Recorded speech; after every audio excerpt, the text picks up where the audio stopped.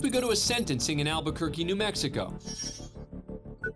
The defendant is 18-year-old Brendan Wazinski, who's charged with impersonating a sheriff's deputy.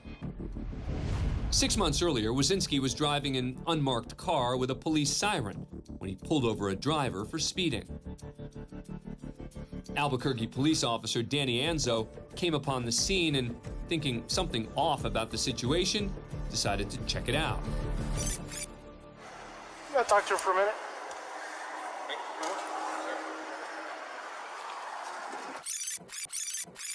Who do you work for? Early Country Club. Oh, okay.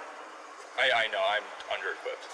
Okay, do you have an ID with you? I mean, this is all I got. I mean, like I said, I'm under-equipped. I was just heading over there to the courthouse.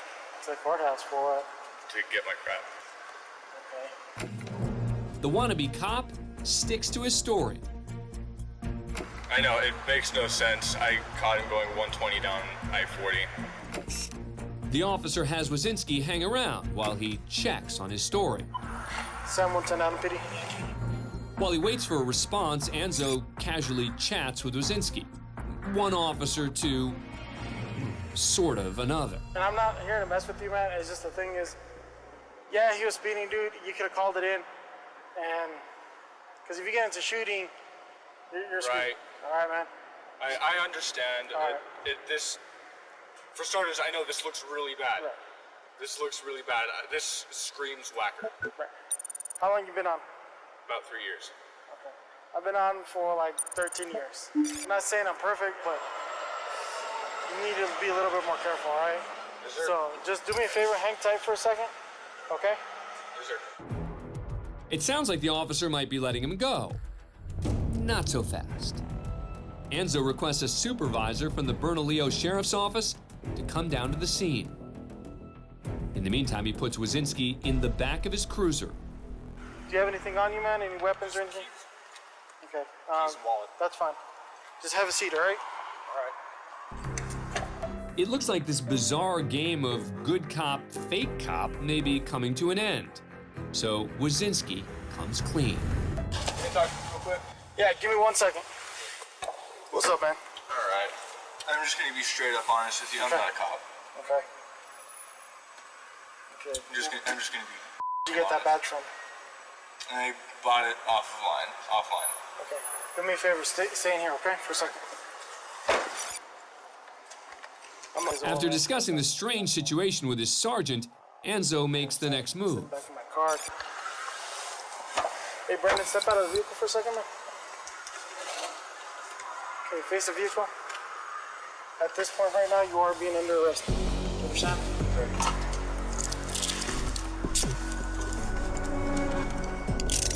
Before heading downtown, Wazinski sheds a few tears in the back seat.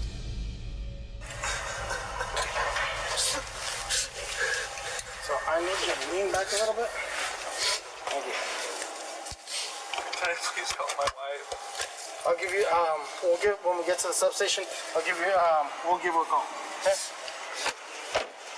Wazinski's formally charged with impersonating an officer, a misdemeanor, and a second officer takes him off to jail. Yeah, buddy. Can't be pretending to be a cop. Yeah, I know, I'm stupid. Lesson learned, right?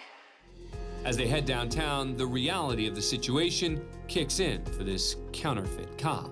It's one hell of a thought to know that in about 2 minutes I f***ed my life pretty damn good.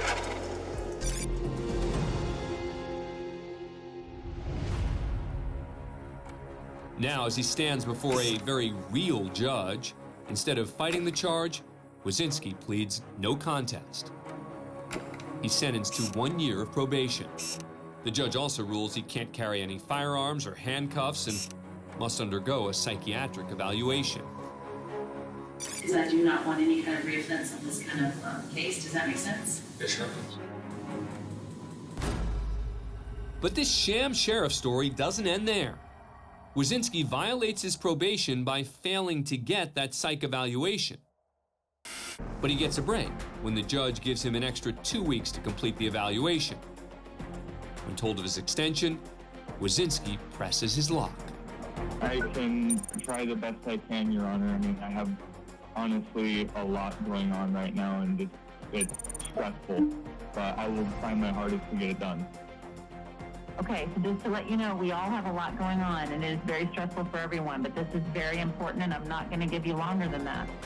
Wazinski did eventually complete his evaluation and was able to avoid jail time. And hopefully his days of impersonating an officer are over. This looks really bad. This screams whacker. As for the driver Wazinski pulled over, he was, of course, free to go. Our next stop is the Warren County Common Pleas Court in Lebanon, Ohio, for a case that riveted many around the nation. Please court is now in session. The Honorable Judge Oak presiding. Today, all eyes are focused on this packed courtroom, because in just a few moments, a jury will decide the fate of Brooke Schuyler Richardson, a young mother accused of killing her newborn baby. Just 2 years earlier, the then 18-year-old high school senior gave birth to a little girl at home one night and didn't tell anyone. She managed to keep her pregnancy a secret because she suffered from an eating disorder and only gained 15 pounds. And Richardson apparently wasn't sure the baby, whom she named Annabelle, was alive at birth. So she took the body into the backyard and buried her. 2 months later, Richardson's OBGYN told police she confessed to him that she killed the baby. Authorities dug up the remains of Annabelle, and the high school cheerleader is hauled in for questioning by police. Is it possible that she maybe breathed a little bit? Maybe. Okay. Okay. Okay. Okay. You know what? I think I hold her too tight. You said I think maybe I held her too tight. Tell me what that means. I didn't think she was breathing. I think I squeezed her too hard. Okay. But it was I know. It's okay. It's okay. You can't. It's okay. You were trying. I think I want to kill her. Okay. Okay. You just I think I killed her. I think I killed her on purpose. I want to go to jail. In a moment that will change her life forever, she seemingly confesses to detectives.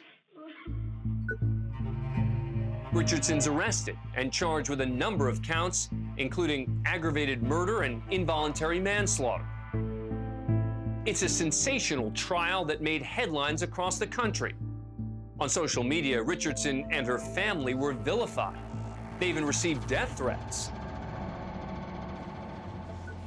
Finally, more than 2 years after that tragic night, you may be seated. Brooke Schuyler Richardson is about to learn her fate. Ma'am, has the jury reached a verdict in the case? We have. If she's found guilty, she could go to prison for the rest of her life.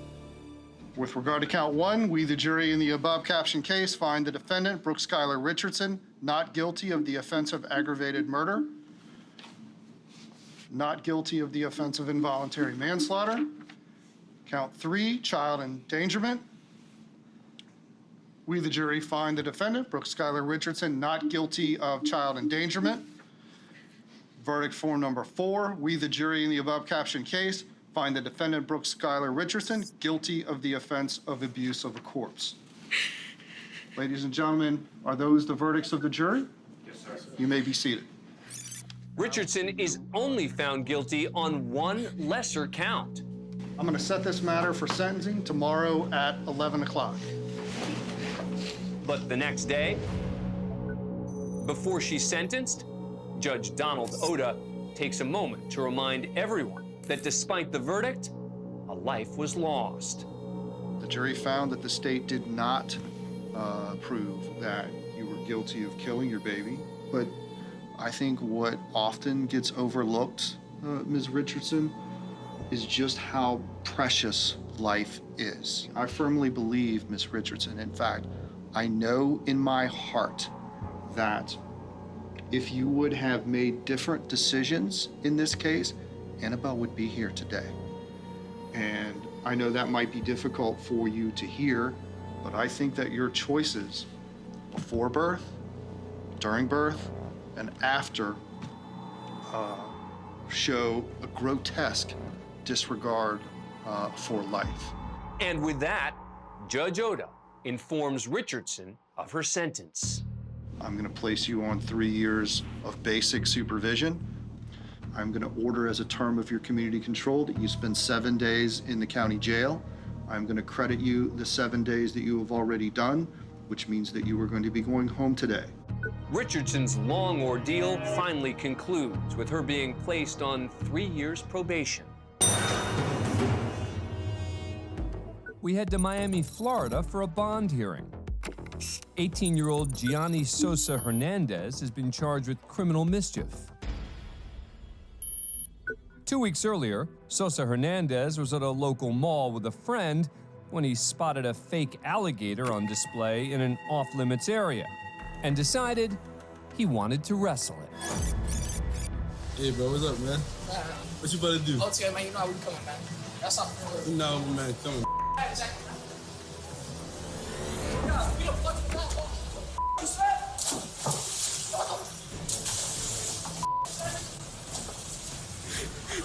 no! The defendant was mimicking a well-known takedown move known as an RKO, made famous by professional wrestler Randy Orton. Hey, pin that boy. 1, 2, 3. Sosa Hernandez left the mall before security and police learned about the incident. He later posted the clip on social media. And 2 weeks later, after a witness from the mall identified him as the alligator wrestler, Sosa Hernandez was arrested. Today, he appears before Judge Renatha Francis. Gianni Sosa Hernandez. Gianni Sosa Hernandez. Yeah, he's back. Yep. This is not the first time Sosa Hernandez has appeared before Judge Francis. The judge had seen him the previous week because of another RKO stunt where Sosa Hernandez tried the same move on the principal of his high school.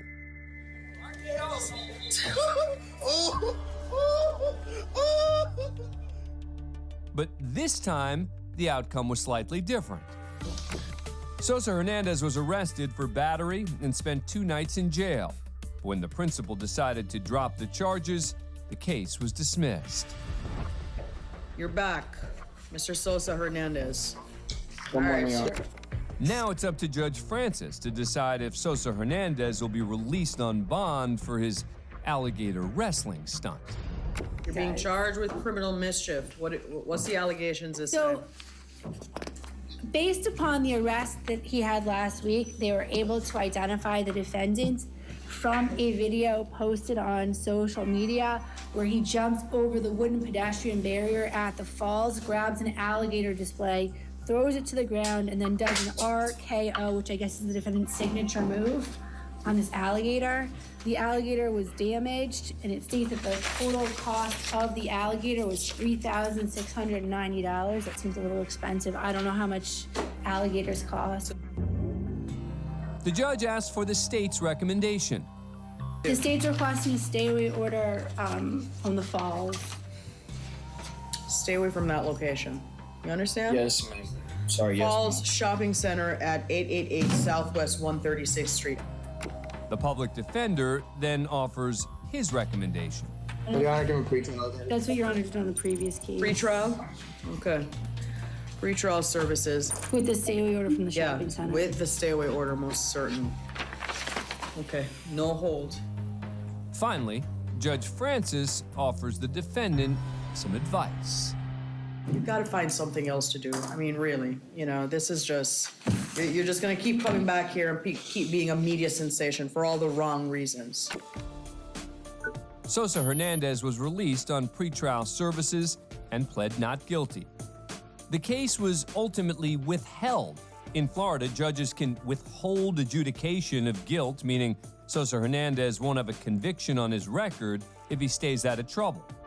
A judge did mandate he pay $403 in fines, which he did, but he did not have to pay for the damaged alligator.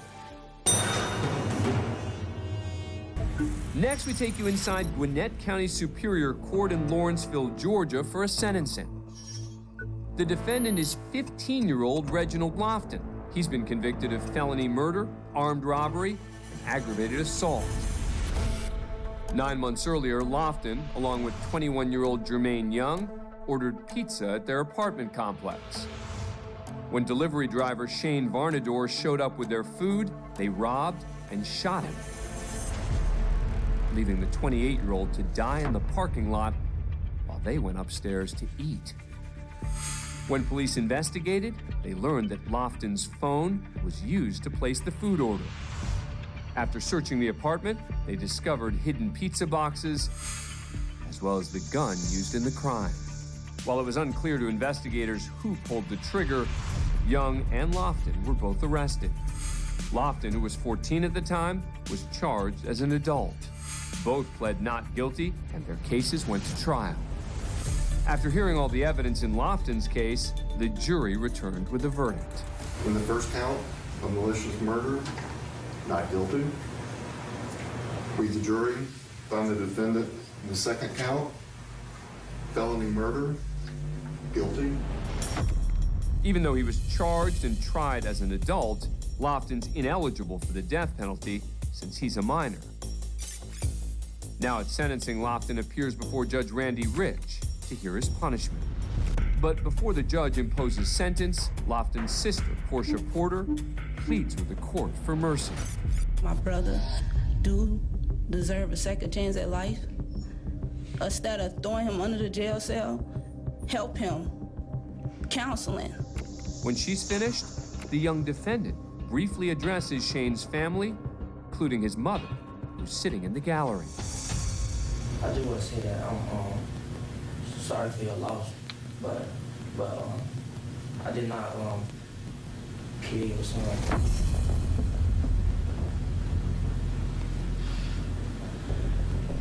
And I wasn't a shooter. That's it, Judge. The judge sentences Lofton to life in prison. But because he's a minor, in the state of Georgia, Lofton's eligible for parole after 30 years.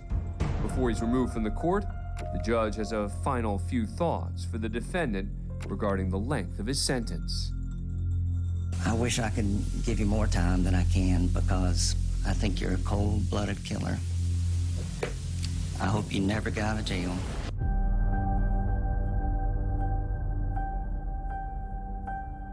Lofton was sentenced to an adult prison for life, but he'll be eligible for parole when he's 45 years old. As for Young, he was found guilty on all charges, including malice murder and armed robbery. He was sentenced to life in prison with no chance of parole for the murder, plus another 20 years for the aggravated assault. Next, we're in Jefferson County District Court in Louisville, Kentucky for an arraignment. Casey Brightwell is charged with driving under the influence, criminal mischief, fleeing or evading, possession of marijuana, resisting arrest, and several other charges. One day earlier, someone reported an intoxicated woman behind the wheel of a car near an intersection. Police arrived to find 18-year-old Brightwell in the driver's seat and her 2-year-old in the back. Brightwell proceeded to back into a patrol car and then flee the scene. Officers eventually caught up with her, took her into custody, and found marijuana in the vehicle. Today, Brightwell's in arraignment court before Judge Annette Karam. The charges against her are being read into the record. Operating a motor vehicle under the influence of alcohol or drugs, first offense, criminal mischief, second, fleeing or evading. That's my charges. That was not done. Hold on, we're not done telling you your charges, and it's not going to help you to get. It's not going to help you to get real mouthy here. So we're going to tell you what your charges are. We're not asking if you, ma'am, listen to me, okay? We're not asking if you agree with the charges. We're telling you what they are, and then we'll enter a plea of not guilty. Now listen to the charges quietly. Okay. Okay, operating a motor vehicle under the influence of alcohol or drugs, first offense, criminal mischief, second, cleaner evading police, first. Brightwell seems to have calmed down, but not for long. Why do you have me with all those charges? Well, I'm going to tell you. We're going to read this real quick, okay? So, and I don't want you to comment. I'm reading this. This is the description of the police officer. Officers were dispatched to 7th Street in reference to a female sitting in her vehicle and appeared to be intoxicated and confused with the child in the car. We made contact with the above-listed subject who, after a short conversation, the accused placed her car in reverse and backed into Sergeant Mike Thompson's patrol car, causing damage. She then fled in the vehicle south on 7th Street. Accused would not stop when patrol units were behind her with lights and sirens activated. The accused was finally stopped after being boxed in. While attempting to arrest her, accused had to be physically held against the car and placed in handcuffs due to her pulling away. While escorting her to my patrol car, the accused continued to pull away and kept stating, "You effed me up. I'm from Louisville." That's why you're charged with those crimes. I'm going to enter a plea of not guilty. $5,000 bond is going to stay in place. No bail credit, danger to community. Would the court consider work release since she does have a job? No, given she's facing multiple felonies and How there am I was a facing child. felonies?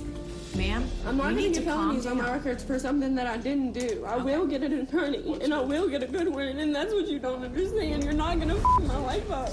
No. Judge Karam seems to have had enough of Brightwell. All right, take her back.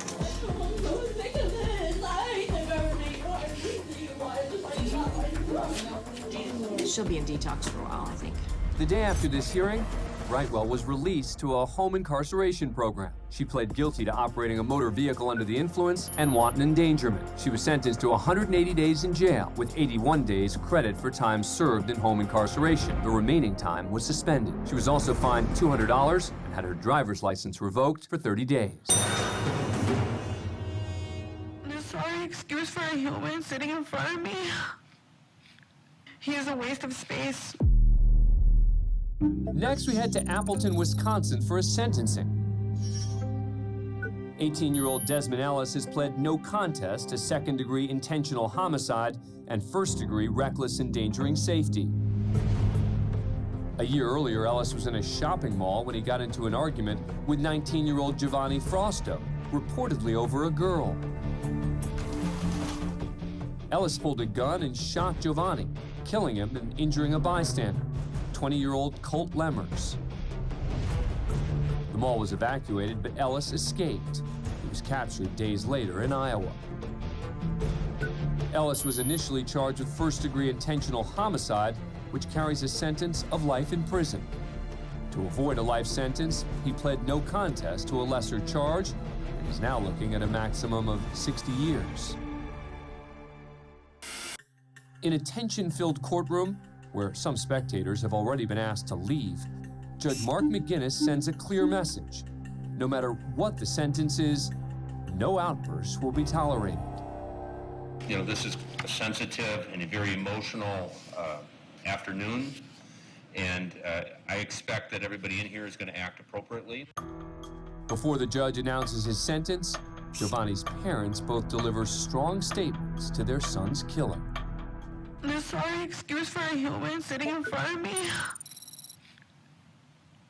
Should not be free. He deserves life in prison. He is a waste of space. He deserves to sit in prison and think of why he's there and live with that.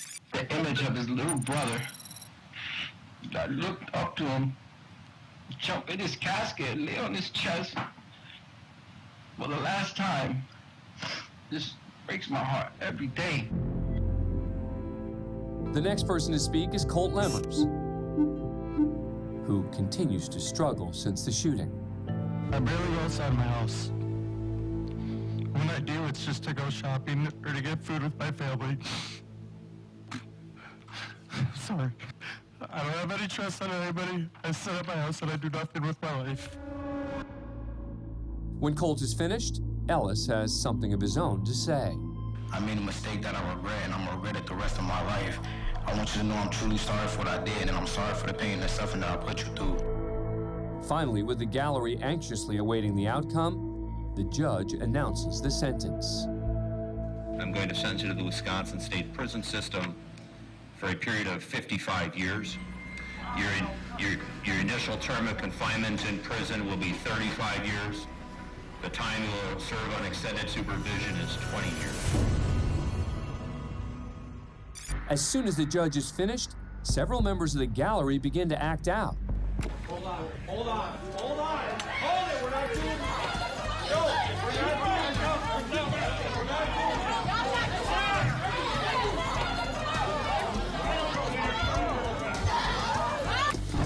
As a deputy places one woman in cuffs, a like-minded spectator seemingly tries to stop it.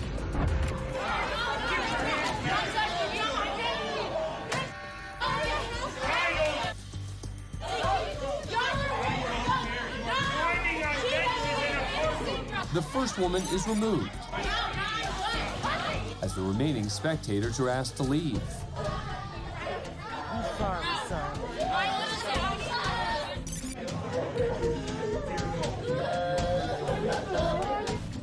And as the group moves outside to the courthouse parking lot, emotions are still running high. Officers are able to keep the peace, and ultimately there are no arrests. As for Ellis, in addition to the murder count, he's also sentenced to 5 years for recklessly endangering safety.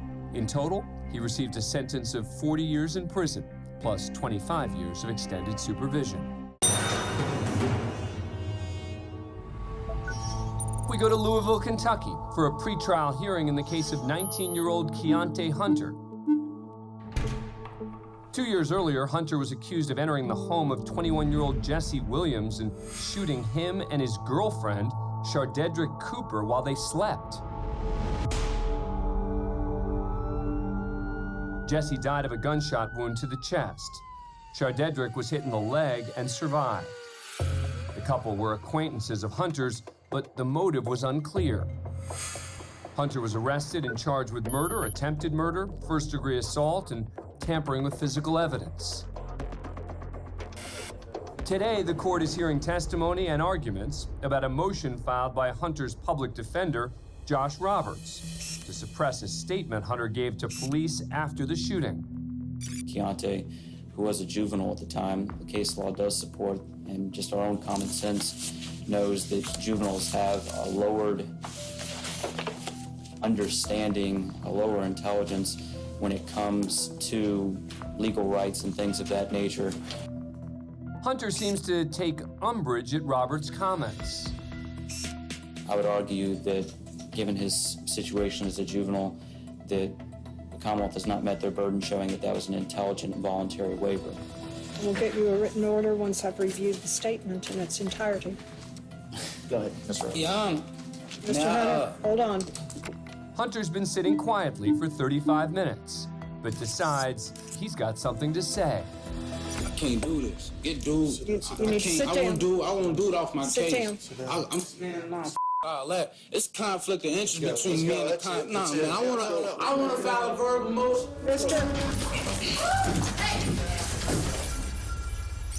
I can't do this. Get dude. You need to sit down. I won't do it off my sit case. Down. An officer gets Hunter back in his seat. Man, nah, all that. But when he drops the F-bomb in open court, the deputies decide it's time for him to leave. Mister. That's when Hunter leans in and spits in his attorney's face, then swings his handcuffed arms at him. The deputies pull Hunter away just in time and wrestle him to the floor. As he's led out of the courtroom, Hunter leaves Roberts with a threat. Come on, let's go. I'm coming to my next court date, dog. Spit in your face. I'm gonna break your teeth. You okay, Mr. Roberts? I am, Judge. Mister. Despite the outburst, the motion was actually successful. Part of Hunter's statement was suppressed, and he was assigned a new public defender. But eventually, he was convicted of murder, first-degree assault, and tampering with physical evidence. He was sentenced to 25 years in prison. Next, we head to the Bradford Crown Court in Bradford, UK, for a rather dull-looking day that's about to get very interesting. This is a 17-year-old who's just been sentenced to 21 weeks in jail for stealing a mobile phone. And this is 21-year-old Callum Fintner, who's about to press a button on the wall, allowing a door to fly open so his very fast friend can attempt to escape.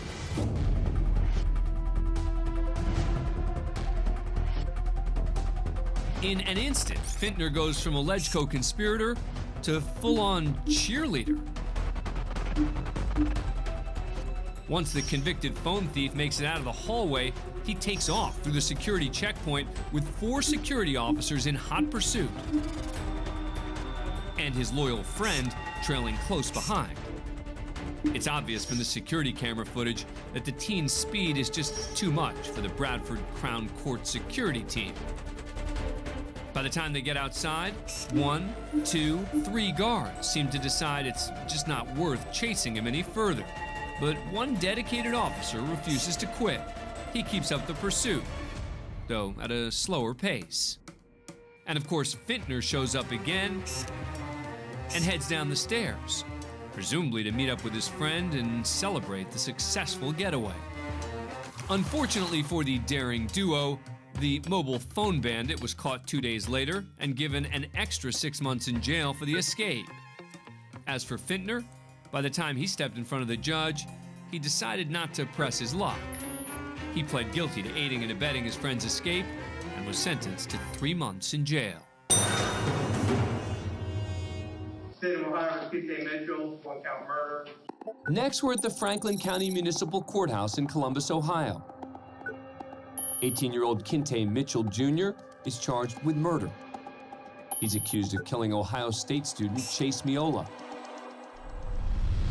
4 days earlier, a fight broke out after some people, including Mitchell, were asked to leave a party at an off-campus home in the University District. The defendant then allegedly threatened 2 of Chase's friends, and when he tried to intervene, Mitchell shot him in the head at close range. Chase was pronounced dead on the scene. Mitchell was arrested the next day. Turns out he'd bonded out of jail for $185,000 only 3 days earlier, after being held in connection with multiple unrelated burglaries. He's appearing in court today by way of a video feed for his bond hearing. Mitchell was already out on bond for previous felony charges. The detective requested a high bond, Your Honor. They consider defendant a flight risk and have expressed his concerns to the community. I would ask for a bond in excess of $3 million in this case. It's now Mitchell's turn to speak, but his attorney answers on his behalf. Your Honor, Mr. Mitchell has exercised his right to remain silent, doesn't wish to speak to anyone without an attorney present. Afterwards, it does not take long for Judge James O'Grady to make his decision. $5 million cash surety, prelim 1021 at 9, duty occurs for counsel, defendant exercising his right to remain. $5 million? The judge's $5 million decision does not sit well with Mitchell's mom, who decides to let her feelings be known from the gallery. $5 million cash surety, prelim 1021 at 9, duty occurs for counsel, defendant exercising his right to remain. $5 million? $5 million? How do you shoot a gun and you don't have gun residue? The detectives know that my son is innocent. The police know that my son is innocent. This is disrespectful to both families. Kid, they all love you. This is disrespectful. Y'all know better than this. They know my son shot no one. Court staff escort Mitchell's irate mom out to maintain order and keep things calm. Takes all on the camera. And y'all know he's innocent. They know this. The detectives know. They told me. Bullshit. Mitchell has pled not guilty and is currently awaiting trial. Next, we go inside the Oklahoma County Courthouse in Oklahoma City. 19-year-old Israel Pointer's in court for a hearing after he failed to appear 3 days earlier for charges of robbery with a firearm and possession of a firearm. Because Pointer skipped his previous court date, the judge revokes his bond, But before he can be taken into custody, makes a break for it.